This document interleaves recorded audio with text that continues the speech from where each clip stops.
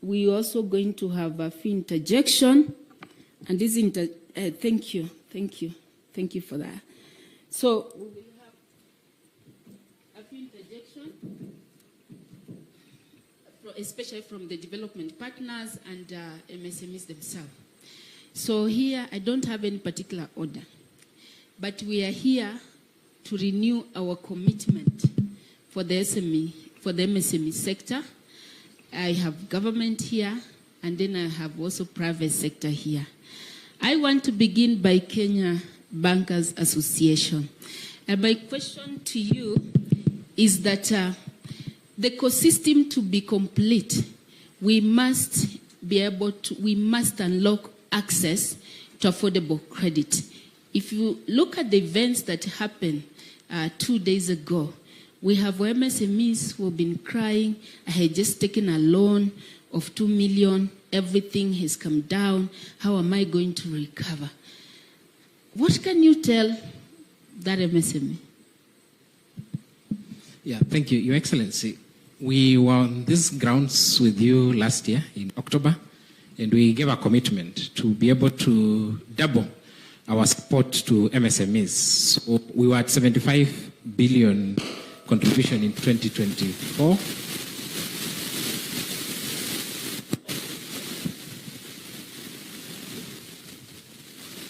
Yes, we were at 75 billion contribution to small businesses in 2024. So this year, as collectively, all banks, we committed to be able to double that number to 150 billion. I'm happy to report that from January to May, we're at 81 billion.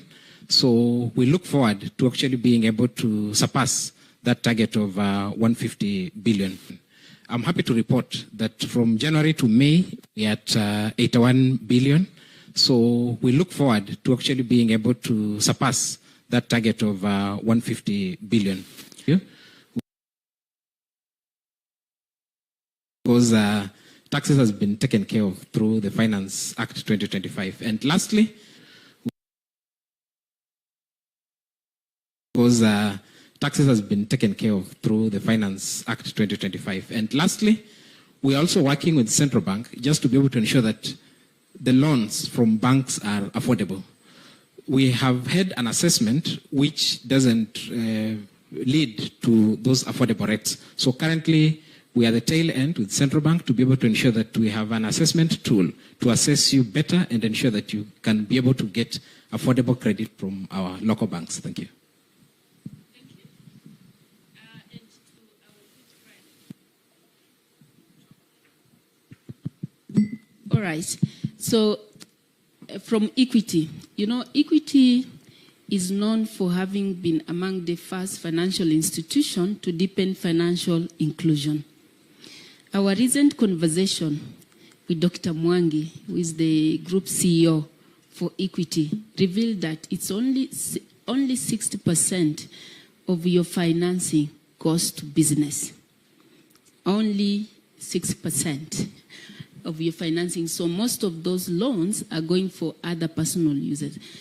What do you think we are not doing? So what do we need to do to now deepen credit inclusion, transition from financial inclusion to credit inclusion so that wananchi hawa MSMEs wetu mashujaa can get access to loans, to affordable credit to do business?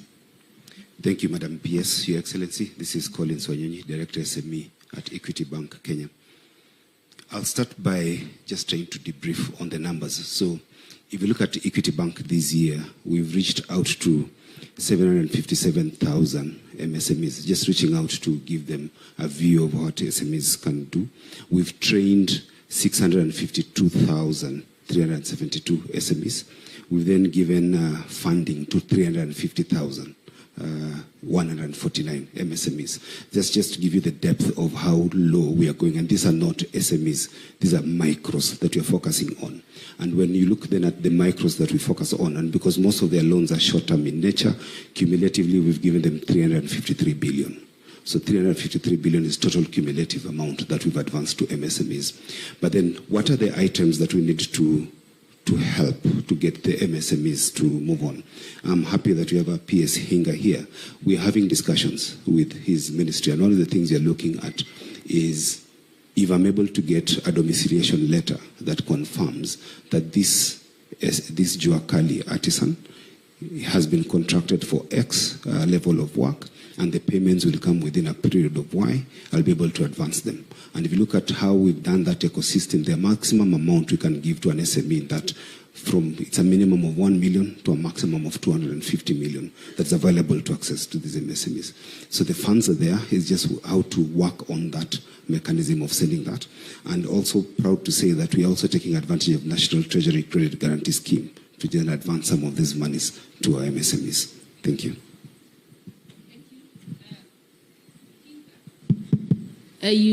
You've told us, and I know we've had this conversation, you have 11 billion Kenyan shilling word tender for Jua Kali and for Madirisha and all those.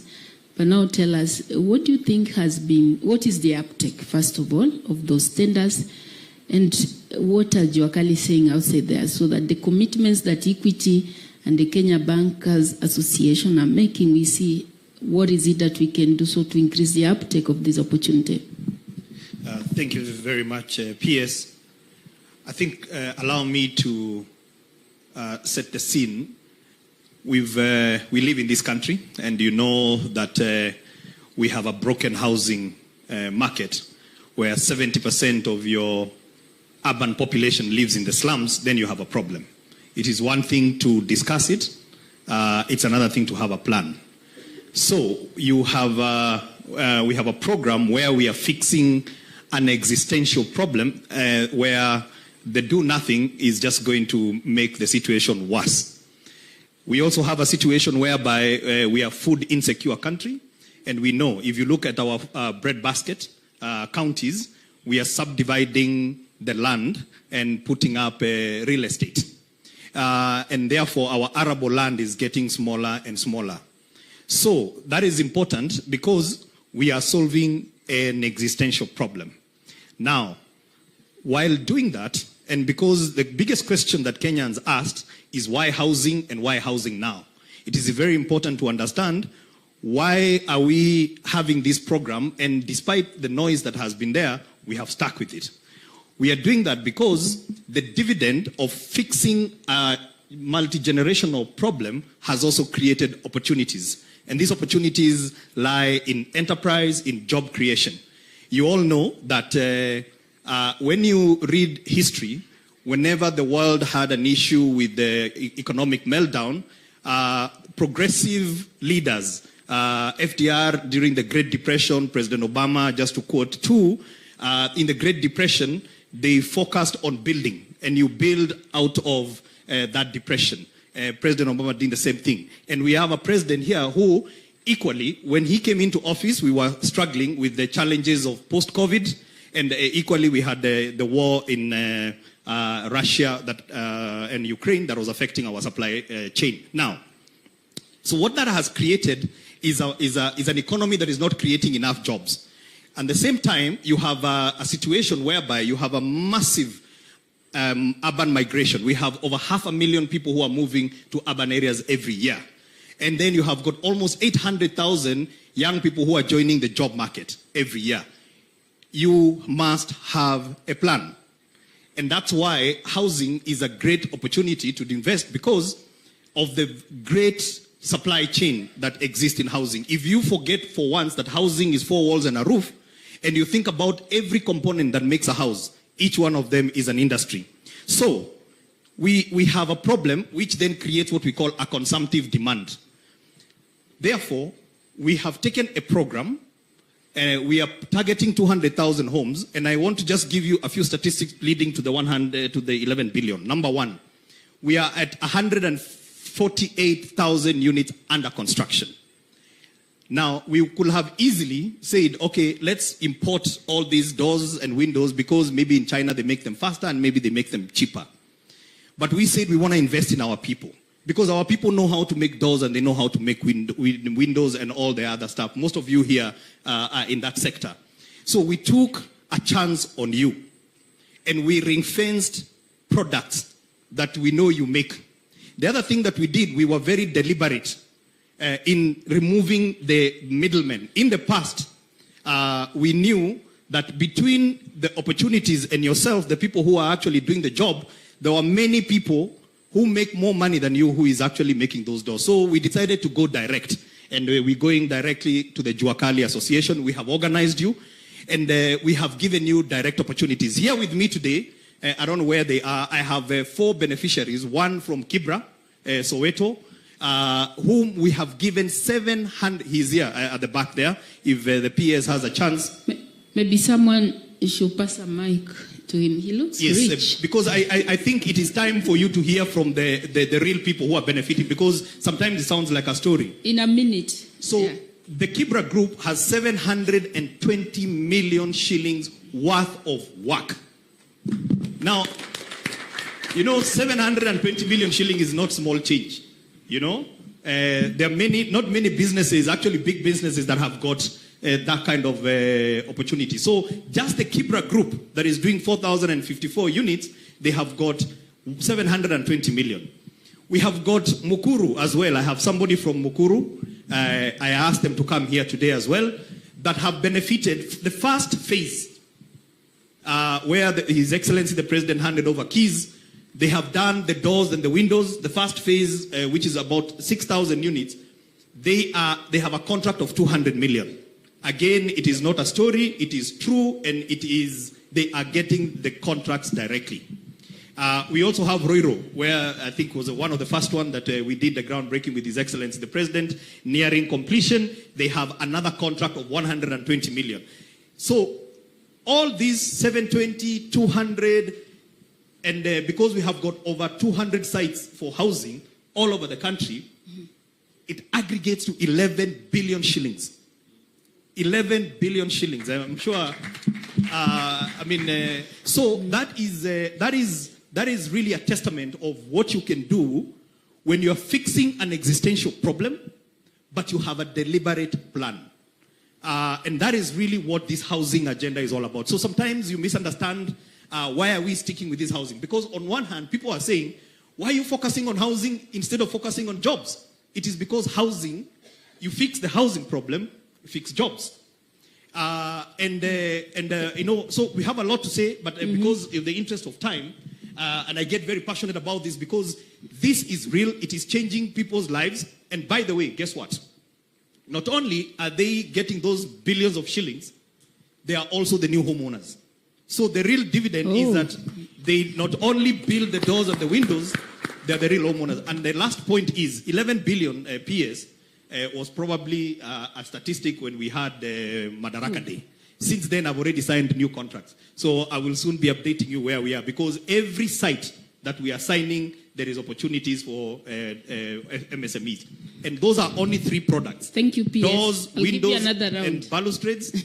But, Your Excellency, we have got 69 products. So we've only tested 3 products, and we already have 11 billion. Can you imagine how this country will look when we roll out the 69 products? Thank you. Sorry for taking too much time. I had to add you some more minutes because I'm going to knock at your door with my Jua Kali. You are a huge market. You said how many billion again? Thank you. So can we get to hear from Jua Kali, a person there, just in a minute? Tell us, what is your experience? How are you accessing finance? Because they are here. These people today, they need to tell us how they are going to support you. Yeah. Thank you so much. My name is Akal Aura. I'm a welder from Kibra High Rise.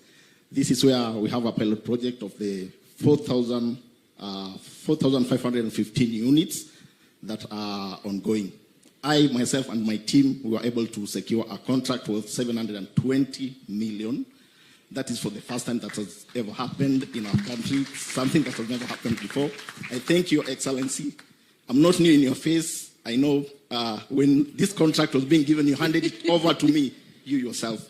I really appreciate this. Thank you so much. Thank you. Thank you. So, we've been able to, I and my team have been able to. So who is financing you? We are getting loans from the SMEs, from the banks. We've been able to access this. At what interest rate? Allow me to ask. 18%. This is the conversation. We are getting it at 18%. 18%. KBA. This is something we are making a request. We're making a request in terms of the interest. We're really crying that if you... Thank you. Please, Lord. I'm sure, Your Excellency, you will come in on that, because 2.5 years ago you sat with this Wakurugenzi and you agreed we can really get to push this credit to a single digit. And I think this is a conversation that we are going to have. Thank you very much. Let's clap for him. Now, Hinga, and arising from the opportunities that you have talked about, I'm just asking, is the same arrangement happening across the country? I mean, if I go to Kitale, if I go to Isiolo, if I go to Mandera, are the Jua Kali in those areas gaining access to this opportunity, or are we importing Jua Kali from Nairobi? It is happening in every site. In fact, PS Susan, I want to challenge you because I am doing a housing scheme in your backyard in Funyula. And I would like you to testify because I know you are on site. The Jua Kalis in Funyula have the same work. I go as far as Mabera, near the border of Kenya and Tanzania. By the way, this program, we are implementing it already in 44 out of 47 counties. The 3 counties that were remaining, Turkana, Marsabit, and Elgeyo Marakwet, and West Pokot, they have been advertised. So even those Jua Kalis in Turkana, Marsabit, and West Pokot, you are also going to be benefiting in the next 2 or so months. Thank you. So let's clap for PS. Now, edible oil value chain, and this I'm coming to the Kenya Association of Manufacture. Every year we spend close to 150 billion. People spend in the industry to import the edible oil, raw materials, sesame, soya beans, sunflowers, palm oil. Yet these are traditional value chain. What are you doing? What are you doing in terms of working out on our local supply system so that we give this huge opportunity? Even if they can get to retain 50% of that amount, it will go into people's pocket. What is it that you're doing in that space as of taker? Thank you very much. I think it is an important conversation to ensure that we can source locally the raw material, which is edible oil, and process it here. Under what we call agriculture for industry is a pillar that is dear to us, and we are in conversation with different ministries, Ministry of Trade and Ministry of Agriculture and the Council of Governors, because right now there are already existing manufacturers who have identified potential areas where we can grow sunflower and the other edible products. Is just to provide that conducive linkage with the farmers in those areas to plant the crop. Then we will come in as off-takers.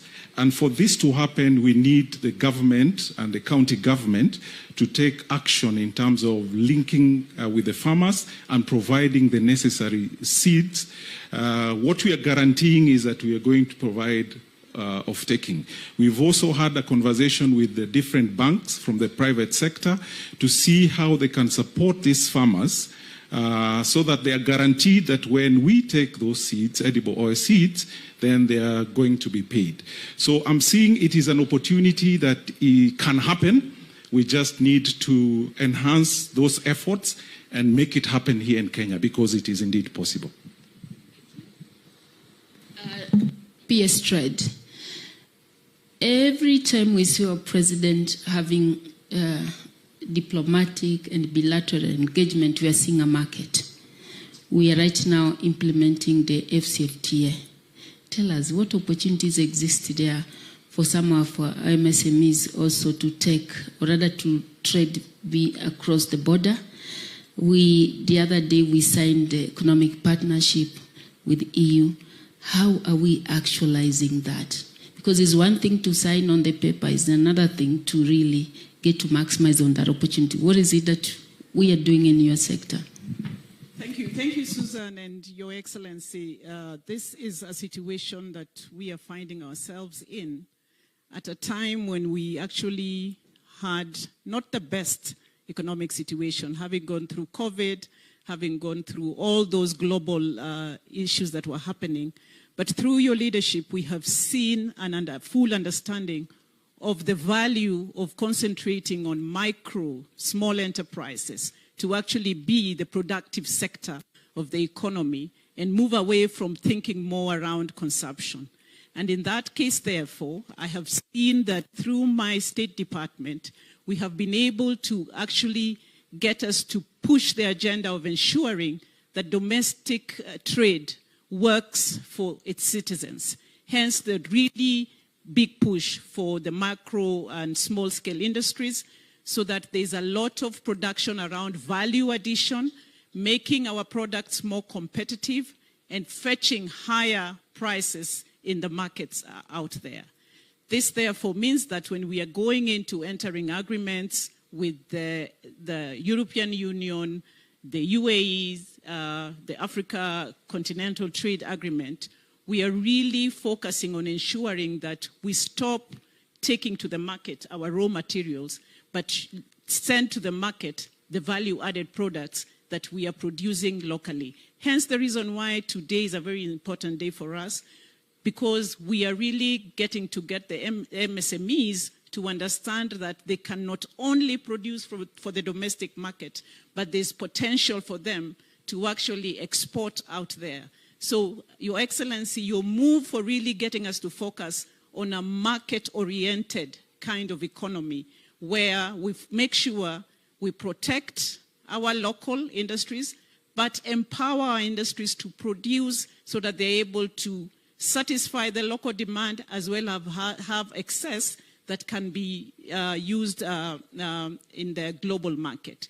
Principally, what we have done in this agreement is now to make it open, and thank you to you, Your Excellency, for really pushing us to enter into negotiations with China, to enter into negotiations with the EU, so that we actually start serious negotiations around trade that is beneficial to us as a country, because trade has actually been very imperfect for a very long time. Thank you. Let's clap for her.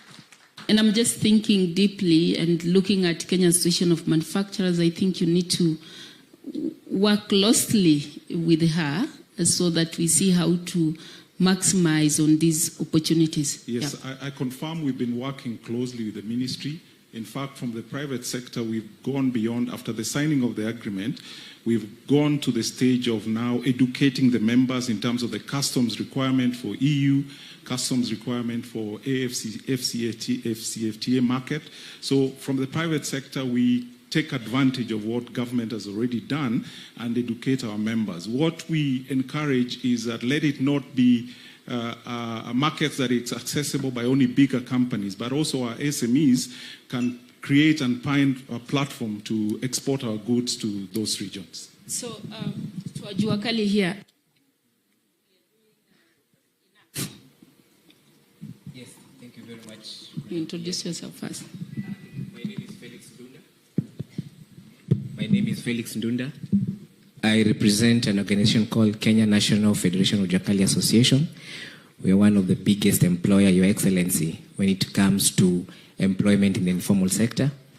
And maybe before I proceed, I would like to recognize our two members there from Jua Kali Association, Kamukunji, Secretary and the Chairman, if you can just wave.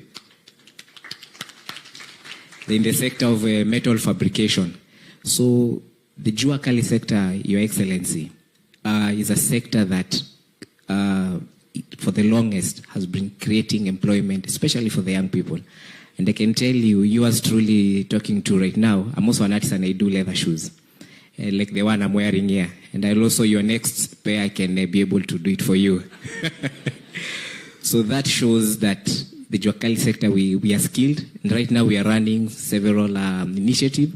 One called RPL, it's called Recognition of Prior Learning, whereby we are certifying our artisans based on the experience they have. And mostly we are doing that through the affordable housing. And I want to reiterate what the PS Hinga said, that yes, this affordable housing is a true story. It is not a story ajaba. And you can see most of our members are being able to plug into the affordable housing.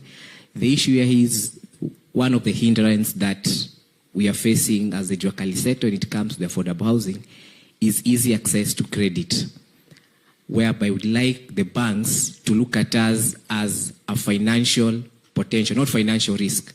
Because you see, the affordable housing has been able to open up opportunities, especially for the young people, whereby not only building the houses, also they can be able to own it.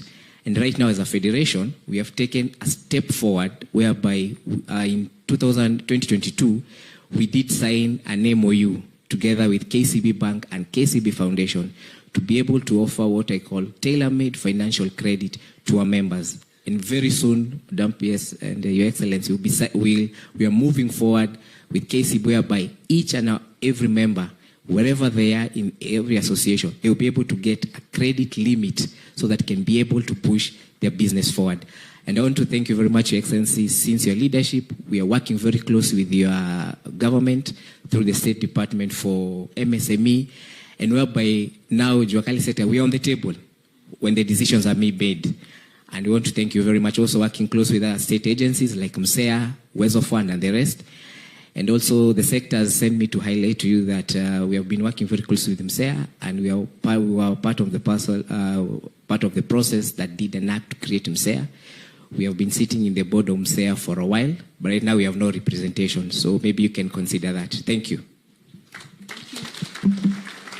But you're not a good person. Sijachoma. So allow me, I have a hustler in the room.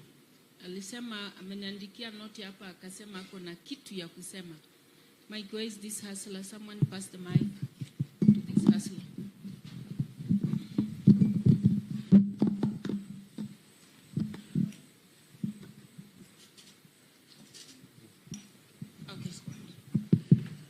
Okay, kwanza nishukuru Mheshimiwa Rais kwa nafasi hii. Majina yangu ni Kevin Amateshe Ahonya. Mimi ni mfanyabiashara. Nimekuwa for business for 20 years now. Jua Kali. I deal with ladies' shoes that has sustained my family for 20 years. On 24th, I was self-employed, and on 25th, I was forced to be among the jobless because of what happened. And as we speak right now,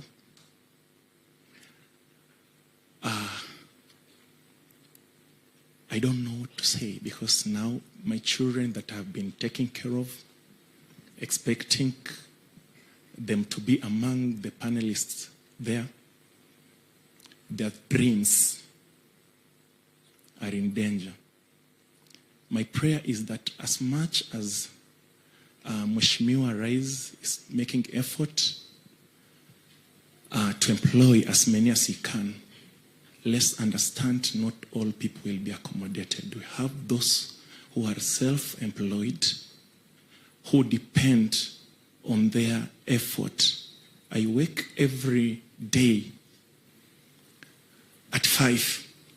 I sleep at 11 daily to make sure that I sustain my family and I don't involve myself in crime. And that's why up to now, I have never been handcuffed with a single police for these many years that I have been in business. I've been able to take care of my family comfortably. But now, because of what I don't know to term it, if it's a politics or what, through the demonstration that was there, my place of work was burned to ashes. I work at Koja Stage on the building called Lord's House, where all our businesses were burned to ashes. And as I speak now, Mheshimiwa Rais, I have nowhere to start from. I will be happy if I can leave this room with a hope for my future and my children and my fellow hustlers that we hustle together with them. Thank you. We feel you. We cry with you. But most importantly, we are here system, I think, led by Our Excellency the President, and we'll figure out on how to support the businesses to recover. Thank you. Your Excellency, you have an interjection?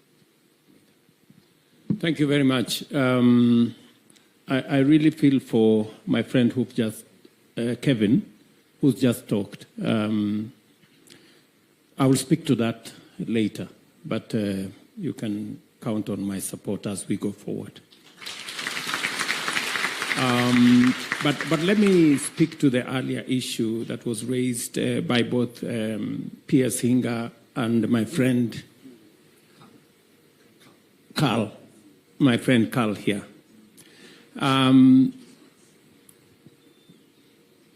As Hinga said, we came with a plan because out of the many challenges we have as a nation, we have to figure out how do we deal with the challenges that face our nation. Challenges of unemployment, challenges of doing business, and by solving some of the public challenges that we have, we create opportunities, as Hinga said, for business to grow and opportunities for jobs to be found. Particularly on the housing program, as you have been told, countries that understand how to grow out of challenges, you build your way out of situations of depression. Because of what we have done, we have not only created 250,000 jobs, as I talk to you, physically in the construction sites. We have 200 construction sites across Kenya. We have architects, engineers, quantity surveyors working. But we also have people like Carl here, people who are in the Jua Kali sector. Jua Kali sector was never organized. I have listened to them.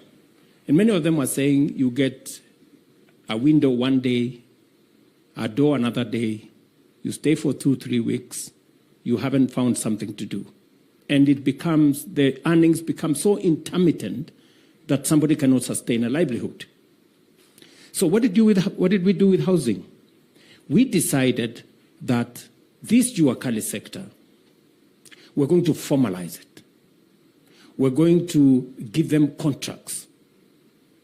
And when we designed the whole housing program, we made it intentional and deliberate that we are going to give a separate contract to the contractor who is doing the civil works.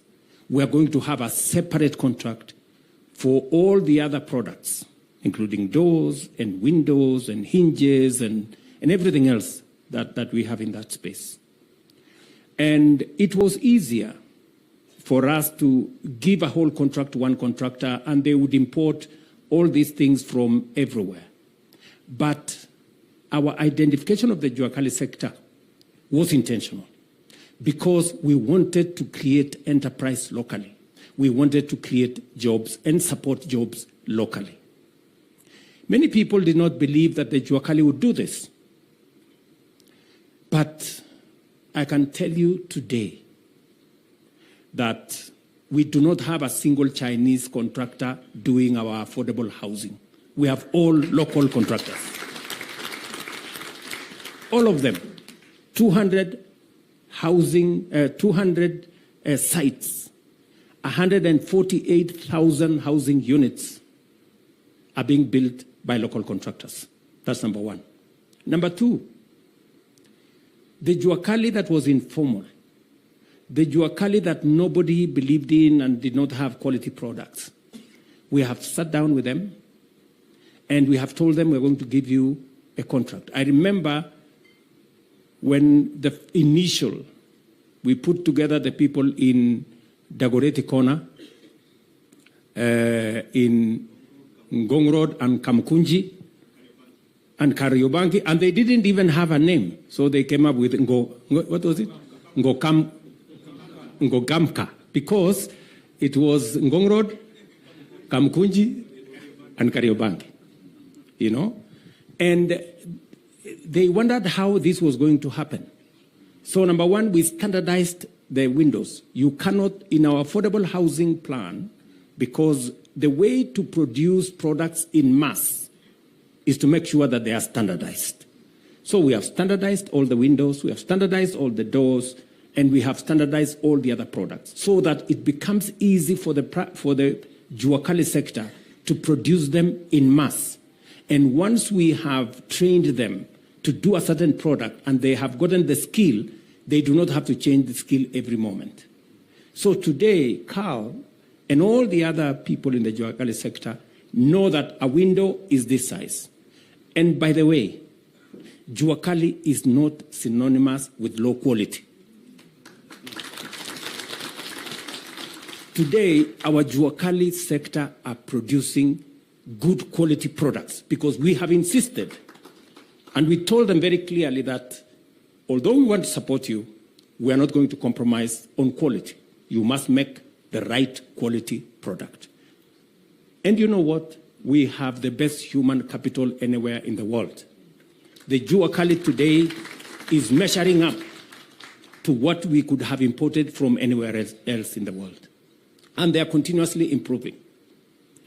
And when we said we are going to work with the Jua Kali sector, people thought it was a joke.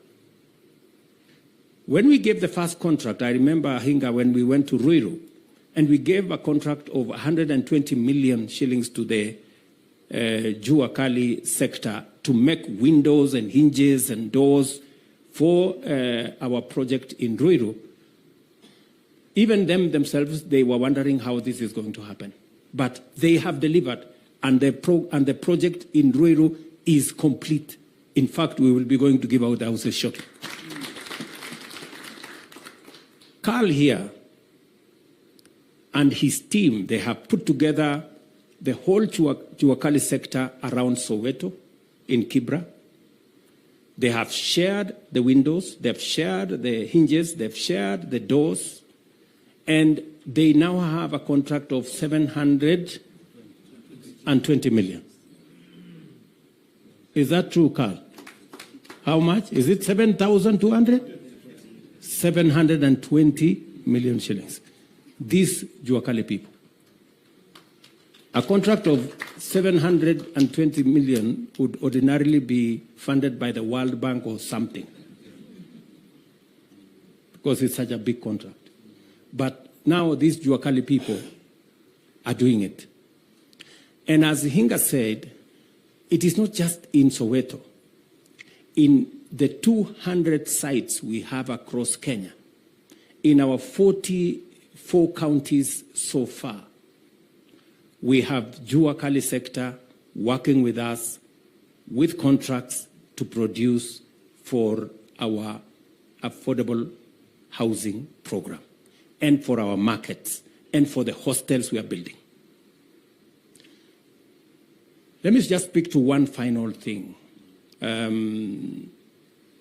that was said by Carl. And he said, we are borrowing money from the banks at 18%, you know? And the banks are here, and they are my friends. And we have had this conversation. They told me, the problem, Mr. President, is that government is borrowing at 16%. So if government is borrowing at 16%, we cannot lend lower to the private sector. I have worked on the economy, and I am very proud of what we have achieved in stabilizing the economy. We've brought down inflation from 9.6% to 3.8%. We've brought down the exchange rate from 165, now we are at 129. We have brought down TB rates. And I want to ask these good people from the bank. We brought down the borrowing of government on treasury bills.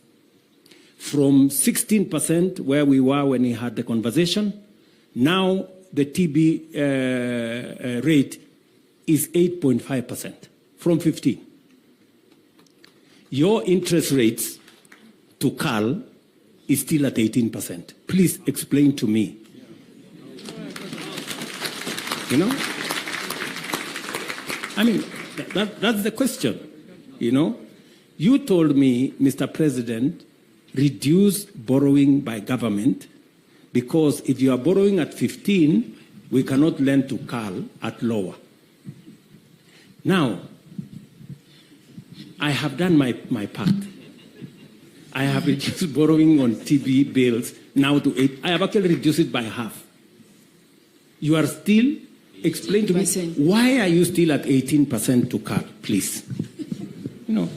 This is really the conversation we must have. And I appreciate that the banks are lending to the MSME sector. You've just told us you have lent 81 billion shillings. Part of that lending is to CAL and others. But you see, you need to be fair, because you're making good profits. And I have no problem with making good profits. But surely, you should consider your customers. I think we must be deliberate about reducing interest rates. And the public is asking. The governor of Central Bank, Kamau Thuge, has been discussing with banks. And banks have told us, we are going to reduce interest rates. We are going to reduce interest rates. We want you to match what you're saying with what you do, so that the sector can benefit more. And for your information, apart from cutting down on our expenditures and reducing borrowing from the market so that we can reduce rates, we've built more reserves. The reason why we made a decision as government, and I drove that decision of saying, let us do more savings. Today, I can proudly tell the country that we have improved our public savings from 320 billion in 2022. We are now closing to 600 billion before the end of this year. So, and as we improve our savings, we will make it easier for resources to be available, to be lent, patient money to be lent, and then we can manage the interest rates to come down, so that people like Carl and all these other people in the Jua Kali sector can borrow at lower interest rates. Finally, it shouldn't be the place of government to lend the money. It is the place of banks. But because the banks are stuck, now we have KIE, we're trying to manage interest rates at 10%. We have Hustler Fund at 8%. We're trying to do all manner of interventions, because the people who are supposed to do this, my good brother from Equity Bank, you need to do it better. And we are going to work with you to see how we can do it better. So I just thought maybe I should intervene just on that issue of being deliberate about creating jobs and supporting the MSME sector, and also trying to see how we can bring down interest rates so that they can employ more people, they can do better, and they can earn from their living and expand their enterprises and grow our economy. Thank you, Your Excellency. I think our financial partners, you've taken that challenge, and the push is to get to single-digit interest rates.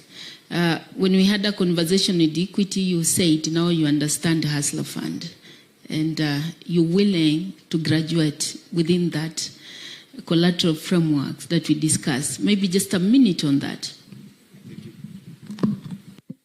Thank you.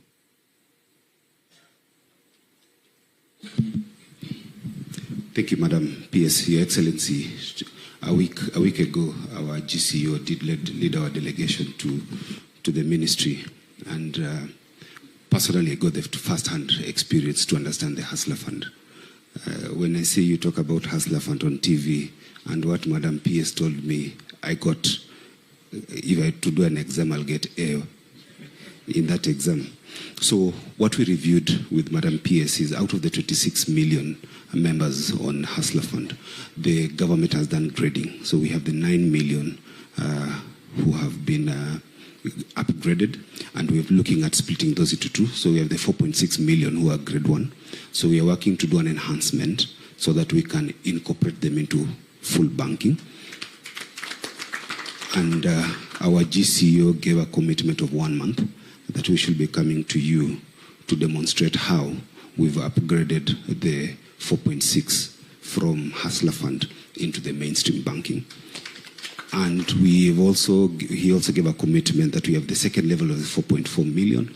And as part of our Equity Group Foundation, we'll have an incubator program to take them through the process of how to move from the listing phase that they were and move into proper banking.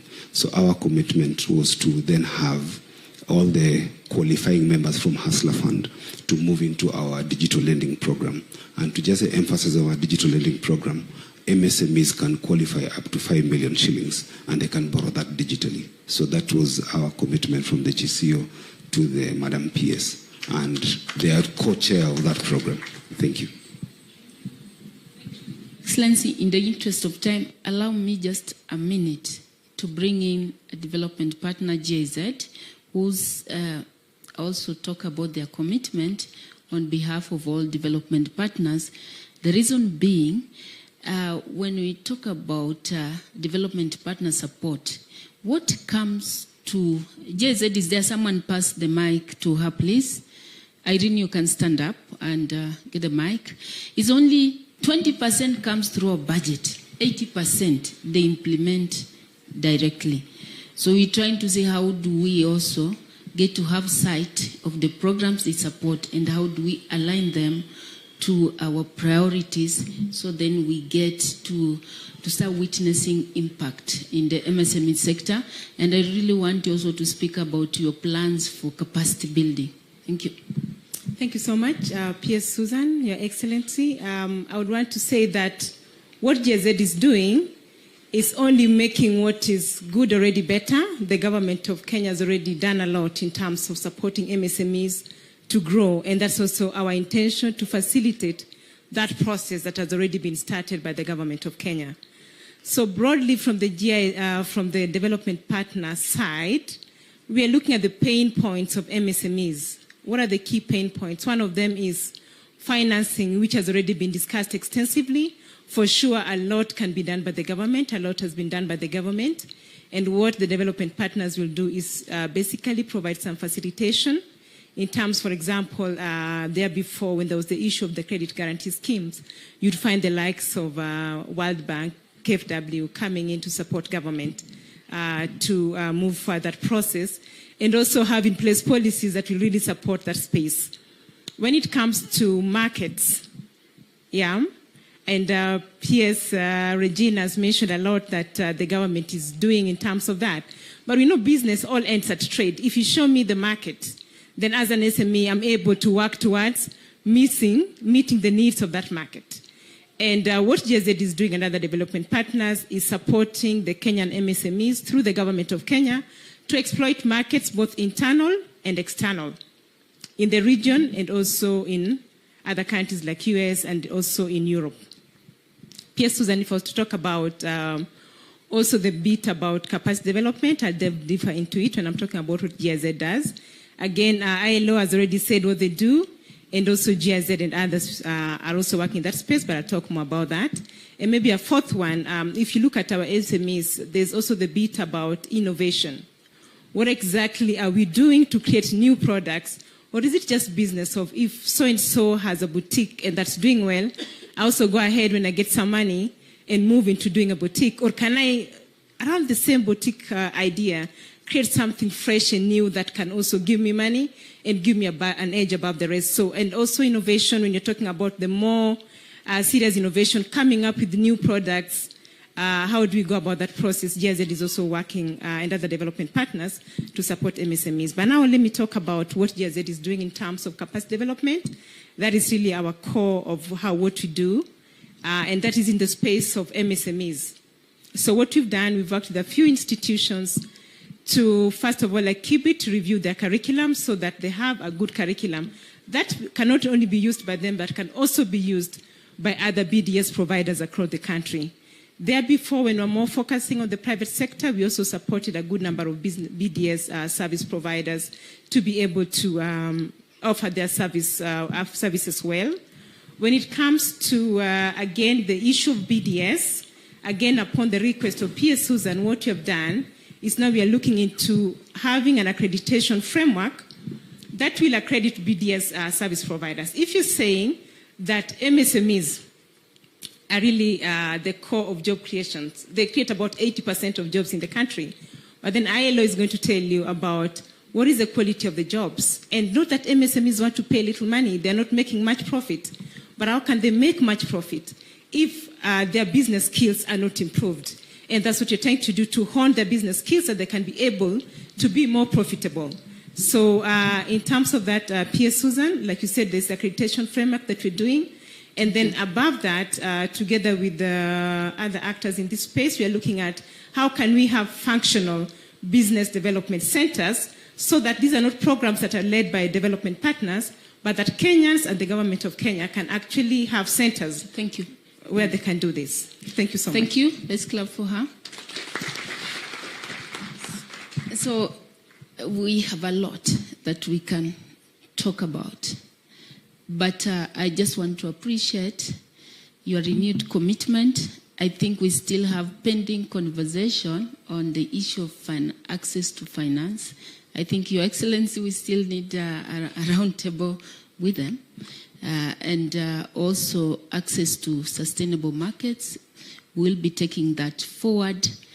And from our side as government, we have His Excellency the President, who is also going to share the key milestone and what we are going to do looking into the future. And to MSMEs, from where we sit, we want to say the door is open, we are there, let's keep on talking. Let's keep on seeing how we can be able to support your business to grow. Thank you very much. Let's give another round of applause to our panelists. So, munaweza enda. Hivyo tu. Hivyo tu. Asanteni. You know, and Hinga, you and this man of equity sit together to see how we can bring that interest rates and then we increase the uptake. Asanteni sana. Tuwapigie makofi watu wetu. So just allow me now.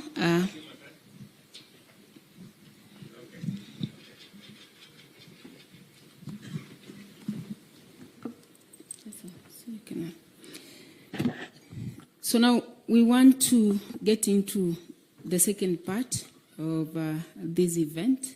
As we keep celebrating you, I say today we will also be launching the new growth strategic plan, a master plan for the sector of MSME. Your Excellency, with your permission, if I don't acknowledge certain people in this room, then my life will be at risk. The CEOs just stand up. This gentleman, and I think there was a lady. So we have a CEO for Wezo Fund. Mpigieni makofi. These people have money, by the way. They have money. You meet them outside there in the corridor. Talk to them. They'll tell you how to get money. Sit down. Then we have the Director General for Micro Small Enterprise Authority, Henry Rida. For the young people, I've heard about 50,000 tunapatia vijana ya kufanya biashara. Huyo ndiye amebeba hiyo pesa.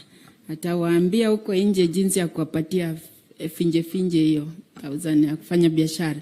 50,000. And then we have the acting managing director of Kenya Industrial Estate, who's been supporting our industries to grow, especially the cottage industries. Charles Mativo, makofi kwake. I have Secretary for MSME, Mohamed Doyo, just stand up wa applaud. At least niko na mfanyikazi kidogo. The boards of our various boards, just stand up, want to acknowledge you. Just stand up so that we can clap for you. Okay, we have the board of Uwezo Fund, the board of KI, the board of MSEA, the board of Hustler Fund. Iko wapi? Muko. Walikuwa nasema Hustler Fund haina board, ni kwa simu tu, si muko? Sawa, makofi kwenyu. And of course, the various chairs of the board, I say thank you for coming and for making this day become this much outstanding. I'm so happy mimi ni mama yenu wa Hustler, mimi ndio nawashikia huko. So allow me to invite waziri wetu, Waziri Wycliffe Ambecha Oparanya, akuje pia. He will invite His Excellency the President, and then we'll pick it up from there. Asante, makofi kwake.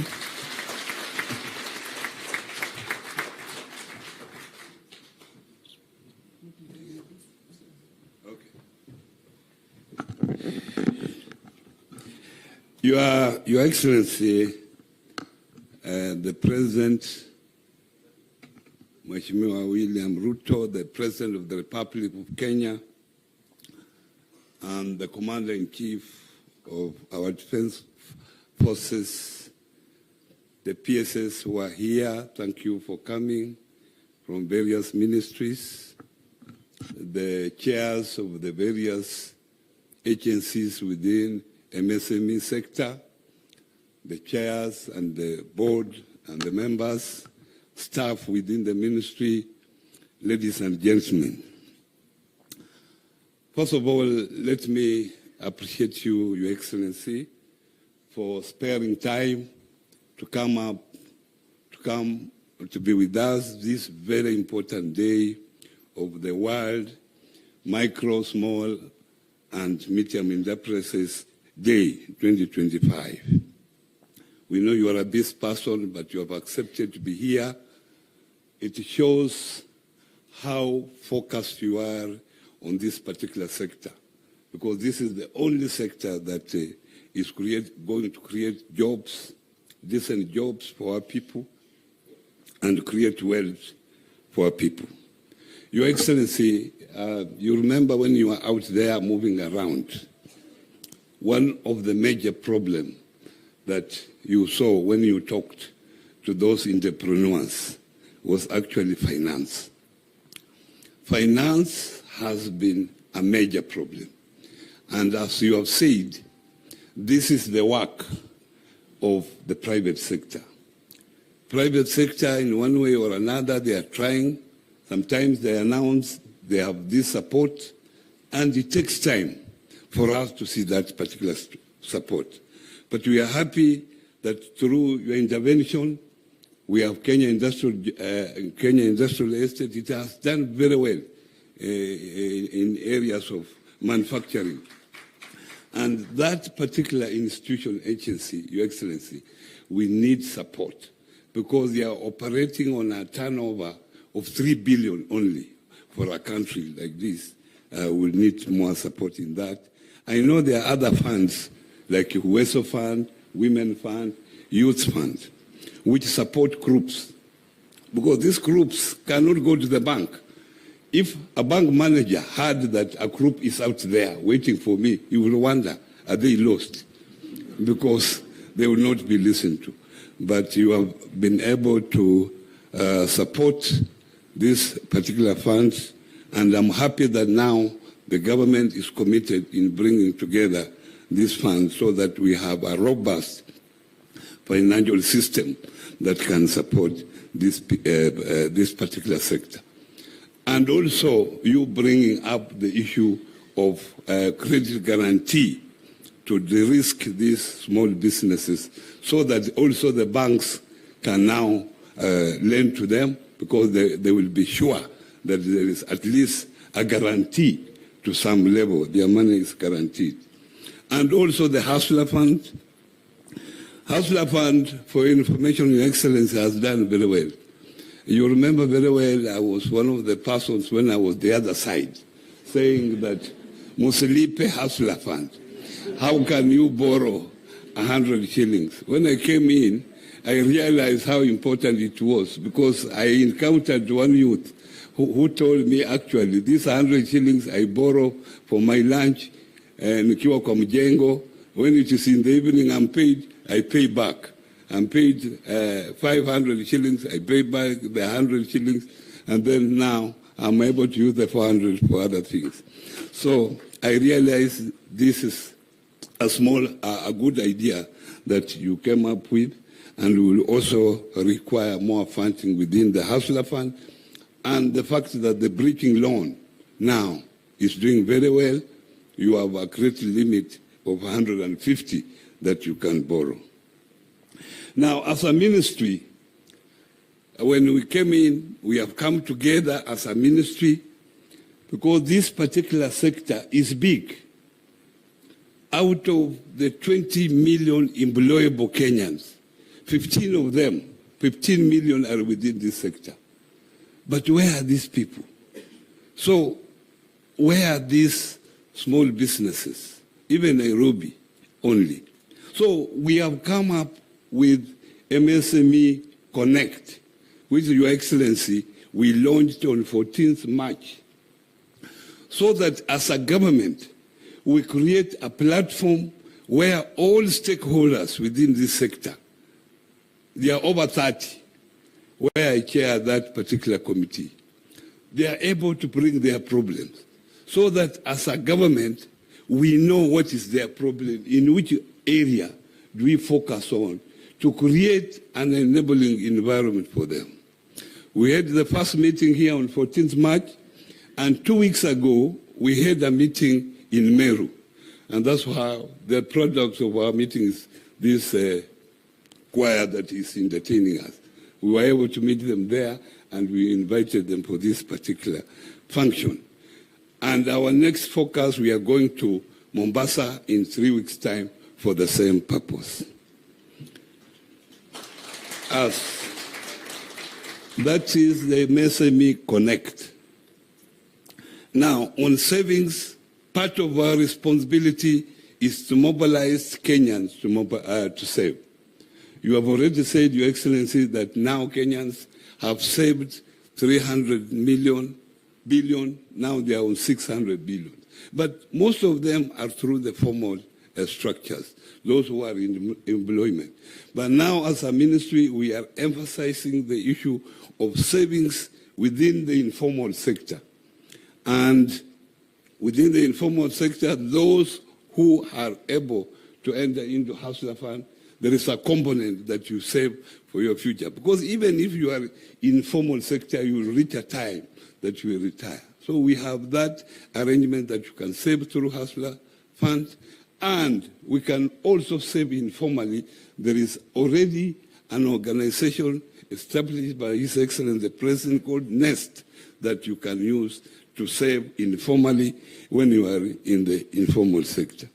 Market access, you heard market access is an issue, and I wanted to bring to the attention of this gathering that we are going to have a big conference here. It's called the East African Community Trade Fair that brings together all MSMEs. It is a big function. I had the privilege of attending one in Southern Sudan last year in October, and it was very big.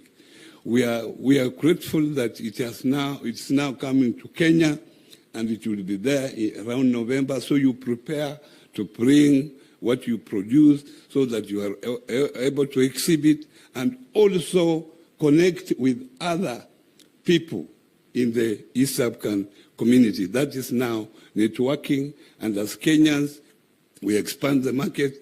When we were in Southern Sudan, we found that Kenya actually dominates that particular fair, trade fair. So be aware that you prepare. It will be around November or first or second week of December, depending on the availability of the president. I'm happy of the quality. I saw what was happening there, and I think this is the best direction. With little support, will be able to change this particular sector. Lastly, we are engaging the State Department of Planning so that we carry out a survey of this particular sector. The last survey was done in 2016. We want to know where particular specialty, particular groups, which sector, craft, where are they dominant? Are they dominant in Eastern, so that we are able to bring up common user facilities in that region, so that we improve on quality of the products that you give. Those are the only comments I had, ladies and gentlemen, and I now want to take this opportunity, ladies and gentlemen, to welcome Your Excellency the President to make your remarks. Karibu, karibu sana. Yeah.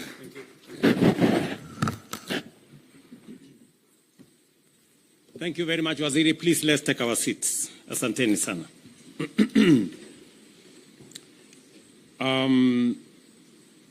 Distinguished guests, ladies and gentlemen, good afternoon. Hamjambo. No one among us here can doubt that the MSME sector is the lifeline of our economy. While the formal sector has remained relatively stable over the past 3 decades, providing employment to about 3 million Kenyans, I think now about 3.5, the informal sector has grown in leaps and bounds, now providing livelihoods to more than 17 million Kenyans, including my friend there, Kevin. And the sector today contributes about 40% of our GDP. As government, we recognize the immense potential of MSMEs to generate jobs, provide livelihoods, and sustain our citizens. That is why MSMEs are one of the 5 core pillars of the bottom-up economic transformation agenda. It is for this reason that we established the State Department of MSME Development for the first time in our republic. It coordinates efforts and anchors a robust MSME ecosystem to promote growth and development. And I'm very proud of my appointment of Susan Mangeni to be the first PS. She comes with the requisite passion and commitment to this sector. Every other morning I find a message on my phone on what is going on in that sector. And I am forced to read. Sometimes I reply, sometimes I let pass. In our plan, we committed to end the criminalization of work by making trading licenses and the provision of trading spaces an entitlement to every citizen who applies. Today, this commitment has been mainstreamed, with county governments working to harmonize licenses and moving towards a single permit regime. It is not perfect, but it is work in progress. Apart from making sure that we decriminalize the space around doing business, especially for micro and small enterprises, we've made it also easier for those who want to register their businesses. It used to be a long process. Today, from the comfort of your phone, you can register your business with just 1,000 shillings. And going forward, we're going to make it even easier for those of you who want to register limited liability companies. Ladies and gentlemen, we are also building modern markets through our affordable housing program, fully equipped with cold storage facilities across Kenya, with ICT hubs, and with facilities for trading for micro and small enterprises. Our goal is to construct at least 2 markets in every constituency, providing not only decent trading spaces, but also facilities to reduce wastage, especially of perishable goods. Already, 280 markets are ongoing, some completed, some nearing completion, and I want to commend the State Department for Housing for undertaking this exercise. And of course, the Board of Housing for supporting it. For MSMEs in the manufacturing sector, we are partnering with the county governments to establish county aggregation and industrial parks in every county. These parks will offer shared manufacturing facilities for value addition. By August this year, 13 KICCs, or County Aggregation and Industrial Parks, will be completed and ready for operationalization. Why are we doing county aggregation and industrial parks? I just listened to a presentation by one businesswoman who said she operates out of Karioko. And she does business with Karioko because in Karioko they have common user facilities to deal with matters leather. Karioko is very far from Bungoma or Kwale or the rest of the places. So what are we doing? To be able to enhance infrastructure available for manufacturers in the MSME sector, and recognizing that micro and small enterprises may not have the money to buy equipment on their own. It becomes necessary for us to build county aggregation and industrial parks, equip them with the equipment the MSMEs require, and work with them so that they can use those facilities, common user facilities, to build their businesses and to expand their trade. And therefore, I'm asking those of you who are in this sector to begin to appropriate the space around county aggregation and industrial parks. Those are your spaces. You will use those spaces, you will use the equipment in there. We are going to equip those facilities, but you're going to be the end users and you will be the end managers of those facilities. We are also committed to reviewing our policy and regulatory framework to make it easier to start and run business in Kenya.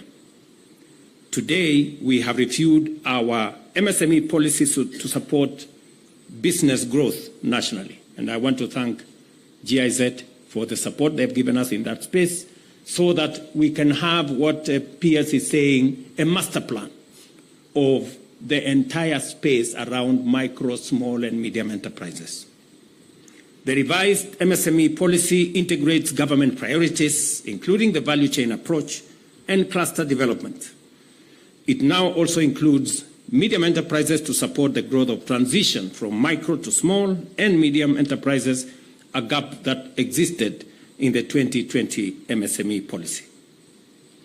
The government's digitization agenda has enabled the onboarding of over 20,000 government services onto the e-citizen platform, creating a true one-stop shop. This has significantly reduced business registration costs, as I said, to 1,000 shillings. This process can be initiated and completed from the comfort of your home, while the integration of e-procurement has made it even easier to do business with government. As I did commit to the country that we are going to transition to e-procurement. All government tenders will now be available to all people who want to participate online from 1st of next month. And every other process in that ecosystem, including who gets evaluated, who eventually wins the tender, for how much, is going to be available on the e-platform so that we avoid government paying for products and services more than what costs in the market. We committed to unlock access to affordable credit at those at the bottom of the economic pyramid through the Hustler Fund and in partnership with the private sector, banks and telecom companies. We have given opportunities to affordable credit to 26 million Kenyans. To date, the Hustler Fund has disbursed 71 billion and mobilized nearly 5 billion in savings. And why is this important? I know Waziri Oparanya has said we need to repay our loans. But also, apart from repaying our loans, we have given 26 million Kenyans to have a credit history. Even if you don't pay, at least we have a history that you don't pay. It is still good enough, you know, for the next person, that this person normally pays, this other one does not pay. So we have at least brought a credit history to everybody. Of the 26 million people, they now have a credit history, which is a good thing. And you know, the positive thing about a credit history is that you can improve it. You know, you may have not a very good credit history today, but you have an opportunity to repair it.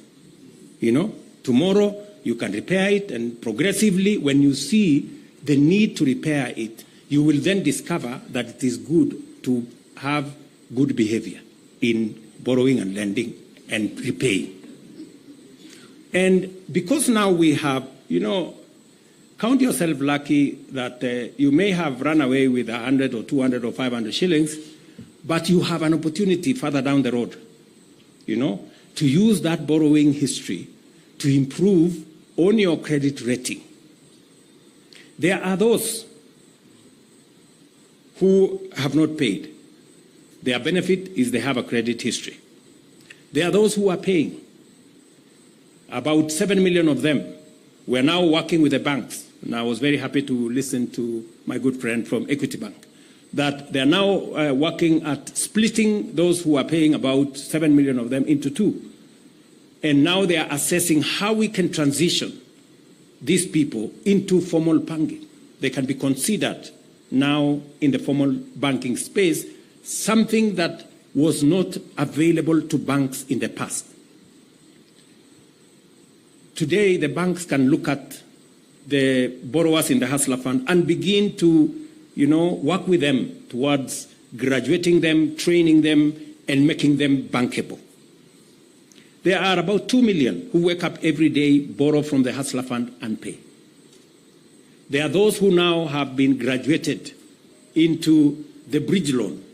There are people today on the Hustler Fund who borrow 5,000, 10,000, 20,000, up to 150,000 without any collateral. Their collateral is just their good manners of paying and repaying, credit history. And you know, we are slowly changing collateral. And that was the intention of Hustler Fund.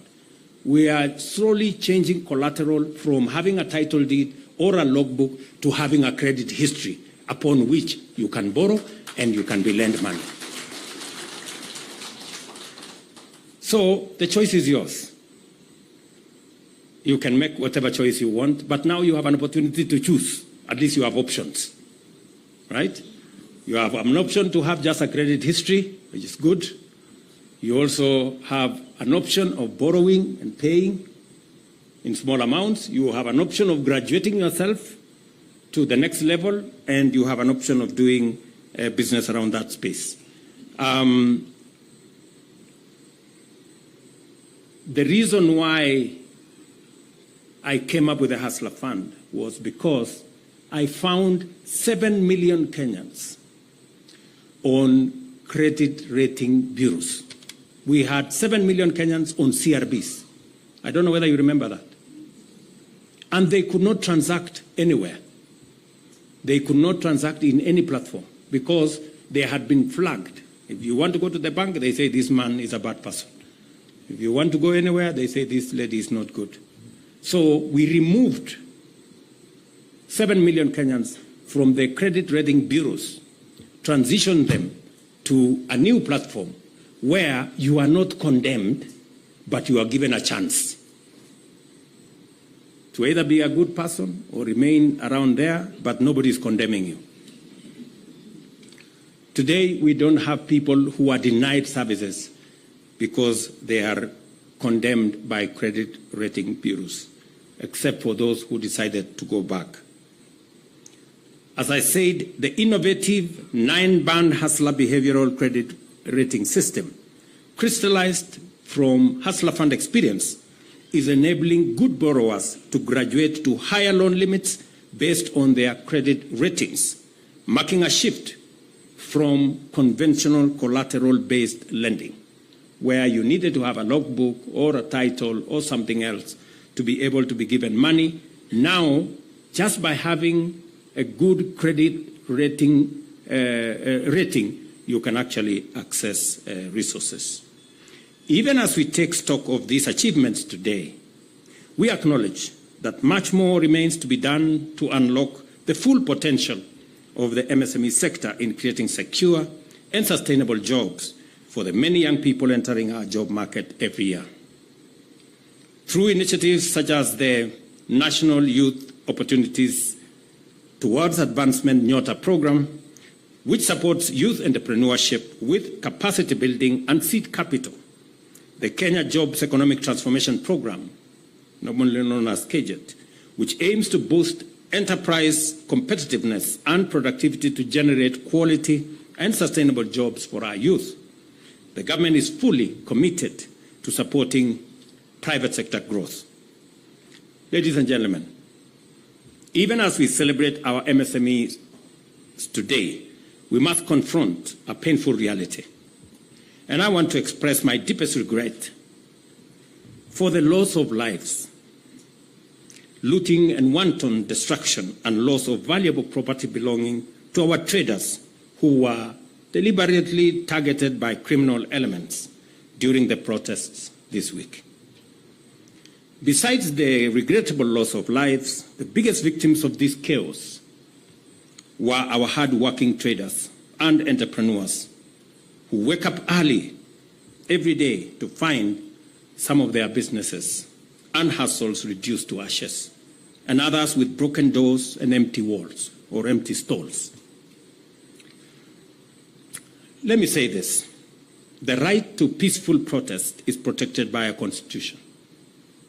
We respect and uphold that right. But what we witnessed was not peaceful protest. It was calculated chaos. It was violence. It was destruction. And it was economic sabotage. Let's call it what it is. That is what it was. Shops were looted. Businesses, some built over decades, were burnt to the ground. Market stalls destroyed. Warehouses ransacked. Investments worth billions of shillings wiped out in hours. The livelihoods of hard-working Kenyans have been shattered by deliberate acts of lawlessness. It is anarchy dressed in freedom colors. This is disorder disguised as democracy. Is this the Kenya we really want? I dare ask. Do we want to build or do we want to destroy? Do we uphold the law only to exploit its protection, to sow chaos and cripple our economy? Is this what freedom really means? Is it freedom to ban what others have built? Those elements doing this are not fighting for freedom. They are attacking freedom. I expect the Inspector General of Police and all relevant security agencies to conduct immediate, thorough, and speedy investigations. The perpetrators of this violence, looting, and destruction must be identified and prosecuted for the fullest extent of the law, swiftly and decisively. Kenya is a country governed by the rule of law, and the government will not allow such acts to destroy lives and livelihoods. To the political actors who think they can exploit the genuine aspirations of our young people to foment chaos, violence, and destruction, the wheels of justice will find you and deal with you firmly, decisively, within the full letter of the law. For those who want power, the Constitution is clear. Elections will come. Formulate a better plan. Convince the people of Kenya. Win fairly. That is how change happens in a democracy.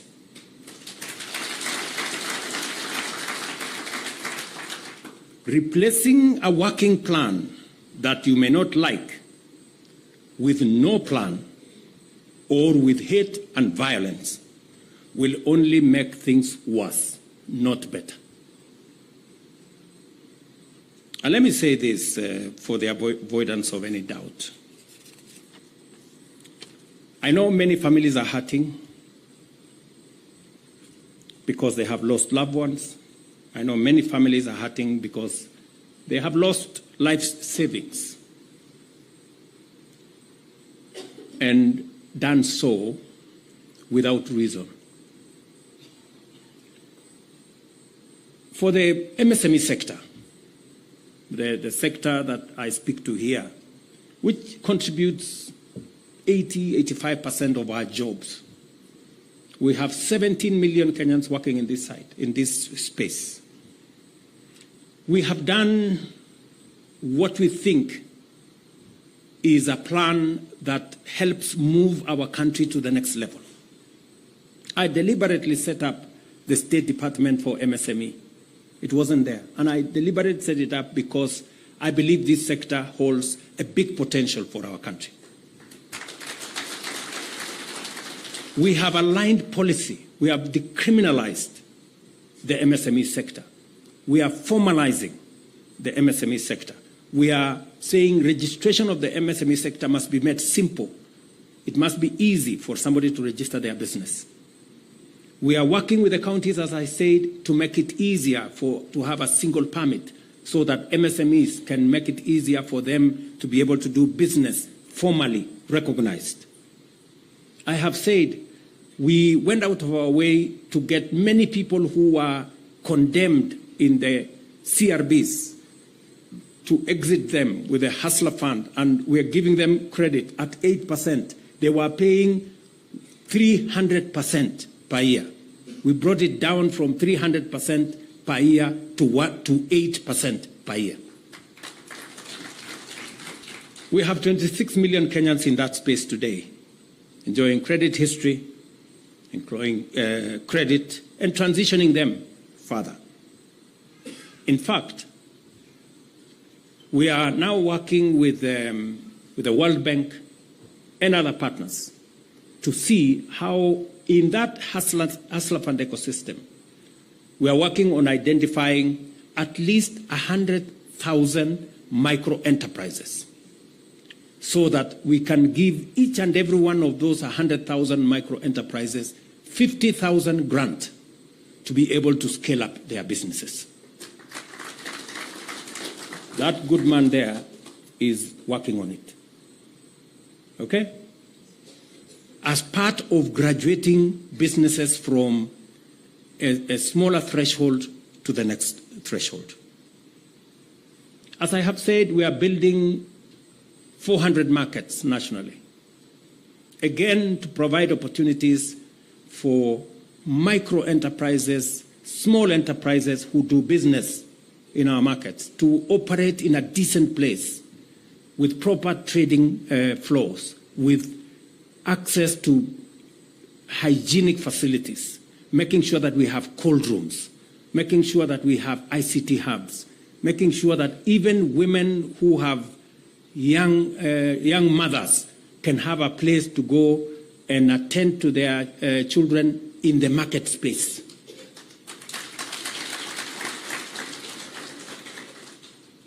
We are, as I said, working on common user facilities, county aggregation and industrial parks, recognizing that not every small trader has the money to buy the equipment for them to manufacture the things they want to manufacture. That is why we are consolidating, aggregating in a county aggregation and industrial park so that we can equip those parks with the necessary equipment so that our micro and small, medium enterprises can carry out their manufacturing in these facilities as they are doing in Karioko here and be able to improve their products, be able to improve their markets, and be able to access even better markets. We are working on how to create bigger markets, access to markets. You saw the PS here for trade has said The East African Community Market, the Africa Continental Free Trade Area Market. We just concluded the European market, working on the Economic Partnership Agreement between Kenya and 26 European countries. We concluded it last year. It came into force in June last year. We now have access to 420 million people market in Europe. We have concluded agreements with UAE. We now have signed agreement with the UAE market. Last couple of weeks, we also agreed with the 1.4 billion people market of China. I was in China 2 months ago. I had an engagement with President Xi, and he gave me undertaking that they are going to consider Kenya, alongside other African countries, for tariff-free access to their market. Now, a few weeks ago, that was finally concluded at the FOCAC meeting, where I had sent Minister Musalia Mudavadi, and now Africa is preparing itself, and Kenya is at the front on how we are going to access that market with our products, with our tea, with our coffee, with our macadamia, with our avocados, and all the other things that we are producing here. And we do not want to send our tea or coffee to China in sacks. We want to send it in packets where we are making sure that we have added value, we are processed, and we are getting more value. In the finance bill that I signed yesterday, we have removed all taxes on packaging material for tea, coffee, and all the other export products because we want to domesticate manufacturing in Kenya. We don't want to take our products in raw form to any part of the world. This is the plan. This is the implementation we have. What I'm asking is that, because I have tried to listen to the people organizing the demonstrations, and they have said three things. They have said they love Kenya, but they hate the leaders. And they have talked something about one term. And they have said Ruto must go. Those are the things I have listened to, you know? And therefore, I want to ask them this, because if you truly love Kenya, as you say, don't ban your country.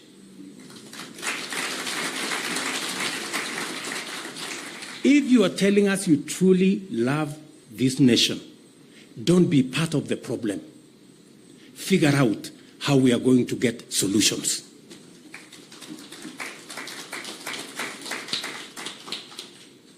If you hate the leaders,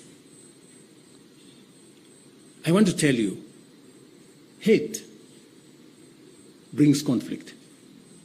Conflict brings violence. Violence is not a solution to unemployment, is not a solution to any of the challenges that Kenya is facing. So, if your strategy is anchored on hate for other people, for leaders, how are you going to provide a solution for our nation? If your protest and demonstration is anchored on hate for others, we must be honest, we must be candid with ourselves as a nation, because what is going on in these streets, people think it is fashionable. Because there, take selfies, post on social media. I want to tell you, if we continue that way, they will finish with the small enterprises in downtown. They will move. They will be in Kileleshwa. They will be in Lavington. They will be in Karen. They will be everywhere. And we shortly will not have a country. I don't know whether that is the direction we want to go. And if it's a question of terms, the Constitution already has sorted out and settled the issue of terms. Terms are limited. You can either be 1 term, you can be 2 term. Maximum. You cannot have more than that. So what is this craze about terms? The Constitution already provides for those terms. So please, let us look for the solutions of our challenges. And solutions cannot be found in terms. Solutions are found in strategy and a plan. And if it is Ruto must go, tell me how you want me to go. What? You know, I mean, let's be honest with ourselves. What do you mean? What do you mean by Ruto must go? How do I go? Because we have a constitution in place, dear people, right? Yes. If you want Ruto to go, please, my simple advice to you, look for a better plan. Convince the people of Kenya that you have a better plan. This one of mine has created 250,000 jobs in the housing sector. Look for one that creates 500,000. This one of mine, I have brought down the cost of unga from 240 to 160. Look for one that brings it to 50. Violence will not. Anarchy will not. It will not sort out our country. Let us not fool ourselves. So, let's be honest to one another. I have listened to what these people are saying. So, if you want Ruto to go, please, do the honorable thing, you know. Develop a better plan than the one I have. Yes. The one that creates more jobs than the one I have. The one that brings down the cost of living than the one I have. The one that creates more opportunities for the young people of Kenya than the one that exists. You know, do not tell us that you hate so-and-so. This one must go. That one must have this term or the other. And you have no strategy. I have said you cannot replace a plan that is working that you don't like with no plan. The only thing you have, you are armed with hate and violence.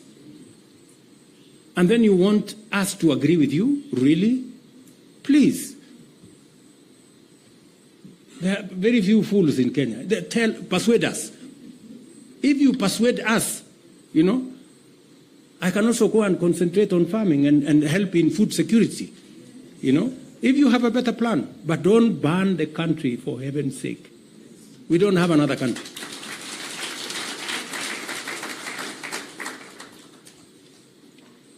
And I want to ask the leaders,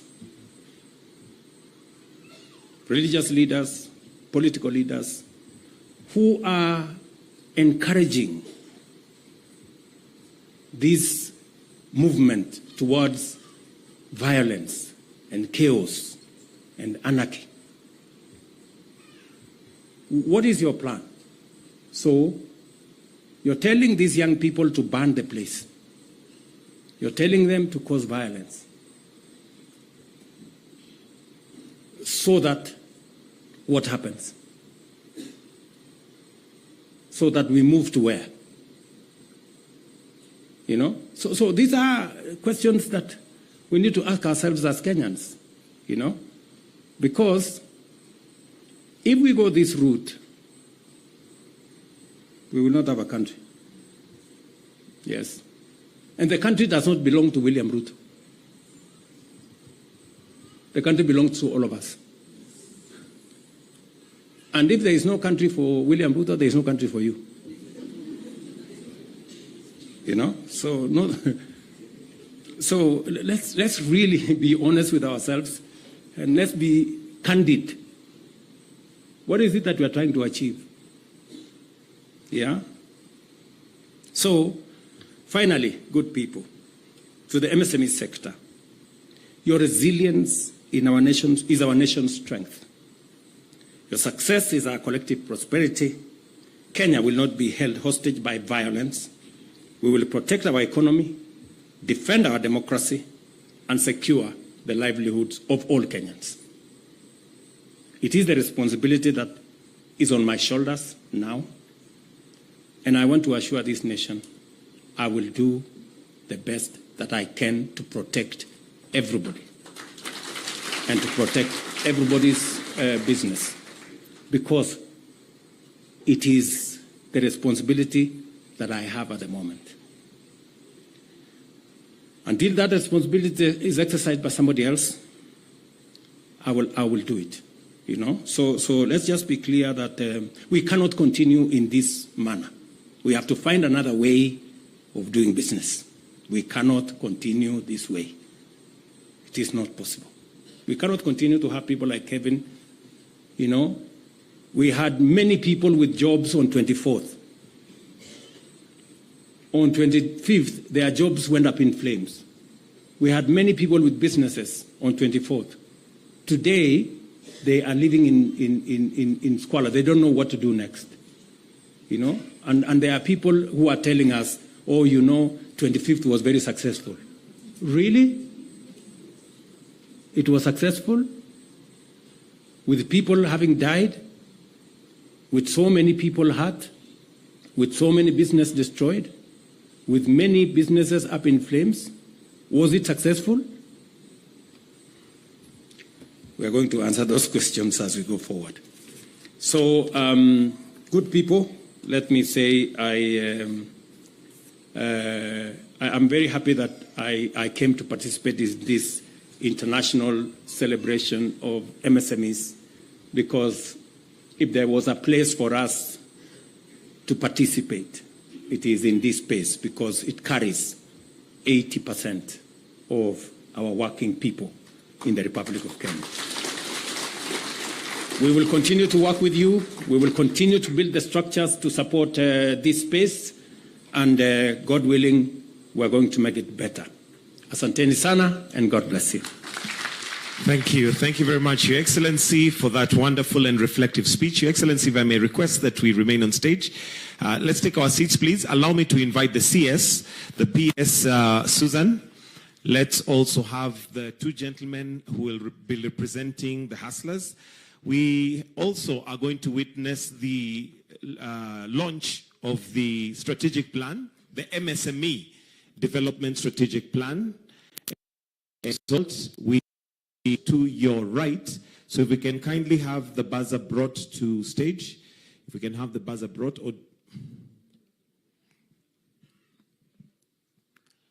As we now launch the MSME Development Strategic Plan for the year. You can see. And at the count of 3, we shall then press the buzzer, and the strategic plan is to the right. So, Your Excellency, you're welcome to just go. Let's flank him as he's there in 3, 2, 1. And let's press the buzzer, and there you go.